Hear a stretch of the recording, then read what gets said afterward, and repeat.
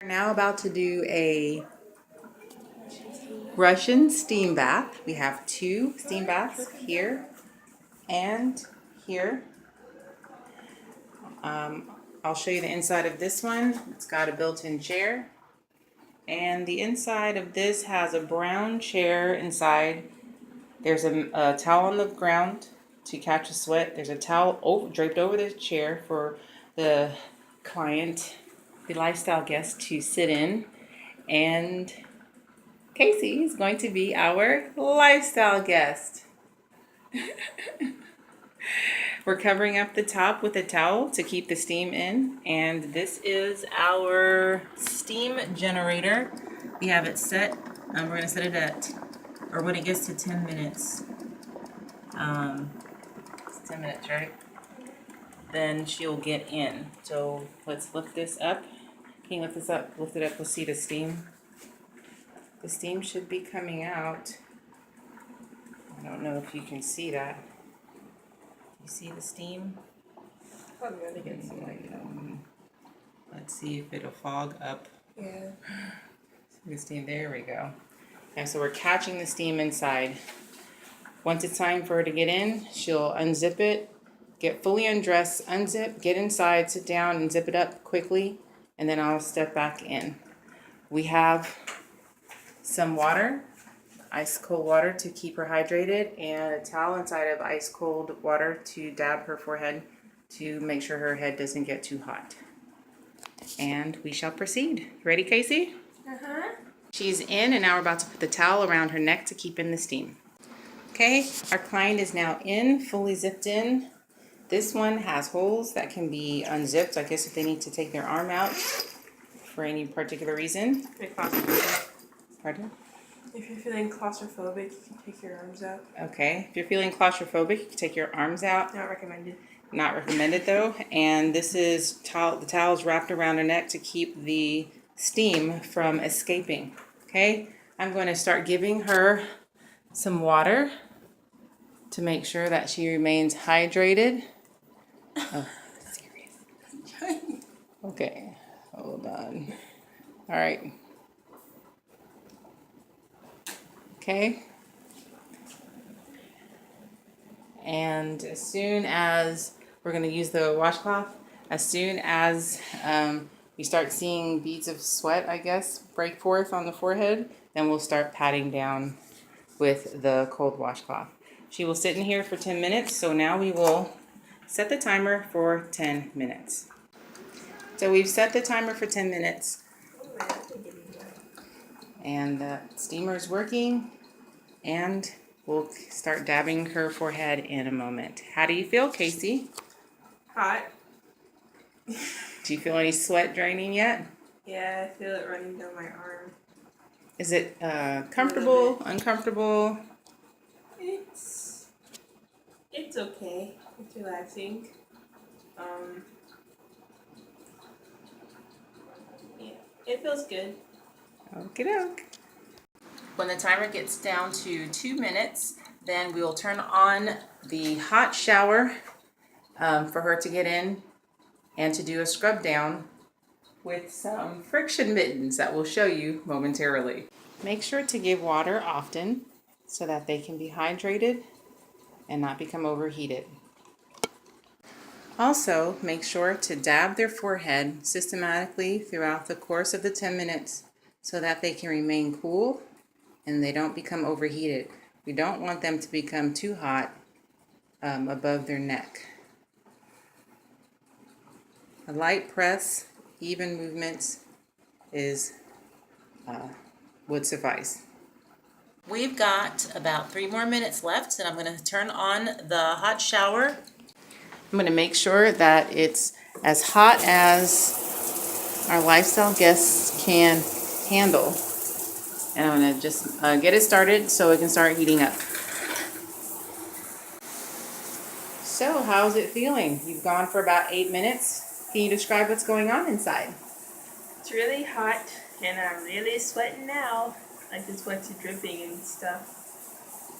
Okay. Does it feel uncomfortable? Does it feel invigorating? It makes me feel tired. And it's probably a good thing that it's only 10 minutes long, so I'm trying to get really, really hot now. Okay. So with that comment, we're going to make sure she gets some more of her water. And usually right about this time, the water finishes. Let's see. And we'll be prepping her to come out. I'll dab her face one more time. Just a reminder, before you get started, you always make sure to explain to the client what you're doing. And you then pray with them to make sure that they are calm and at ease and that the experience is a good one. Okay, as we wrap up, we know that with this process, what's going on inside is the impurities in the body are being excreted out through the integumentary system, which is the skin, and all the toxins that can be released through the pores of the skin are being released. So I'm going to stop the steamer, and I'm going to take off the towel to make it easier for her to come out. And I'll step out while she steps out and gets into the shower. So she's getting out right now. She's unzipped herself and she's going to get into the shower. She's going to adjust the temperature so that it is as hot as she can stand. And then she's going to put on the friction gloves, which I'll show you in a moment. I'll show you a pair. And she's going to scrub her body down from head to toe. And this is going to scrub away the toxins that were eliminated off of the body, as well as stimulate the skin and bring an influx of the blood cells that are necessary to help with healing, as well as help with circulating nutrients. Let's see if she's ready for us to come back inside.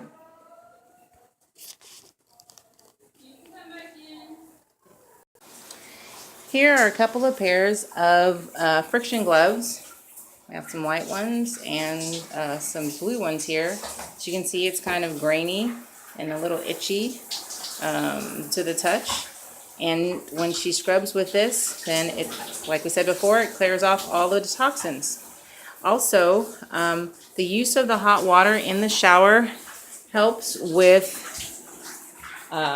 allowing for the blood vessels to expand, and also brings more white blood cells to the different areas of the body to help with healing. Then, after 3 minutes, which we'll watch our time here, after 3 minutes, then she'll turn it to 3 to 5 minutes. Then she'll turn it to cool, slowly cool it down more and more and more until she can get as cold as she can stand. And the cold allows for the blood vessels to expand or open up even more, be less constricted, and the blood flows through faster. And we get now a generation of red blood cells, which moves through the body faster and carries the nutrients throughout the body to help to just provide different areas and all the extremities of the body with more nutrients. So after she does the cold, she cools off until she feels cooled down, and then she steps out and pats dry. And usually the guest is expected to go to rest after they're done with this, because it is a very draining process. When we first started, we filled this up with water. There is a fill line in there. If you want it to steam quicker, we filled it up with hot water. Not sure if that's fully recommended, but we filled it up with hot water. When you're done, you want to conserve energy, unplug it, and dump off the water. The patient should never be left alone, or the client, forgive me, the lifestyle guest should never be left alone. And if you have to, then you would step out and for a moment. But everything should be there. They should have access to everything that they need to be able to do whatever they need to do to get done. We set a towel down so they can step out and not have a slipping hazard. And when they come out, we will have a nice house coat for them to put on and some fluffy slippers for their comfort. Then we assist them to their room and allow for them to lay down and rest. They will probably continue sweating, and so you could lay a towel down on their bed and they may have to change their sheets in a few hours or the next day, because this will cause a continual sweating process where the impurities will continue to come out. And that is the end of our session for the Russian steam bath. Hope you enjoyed it.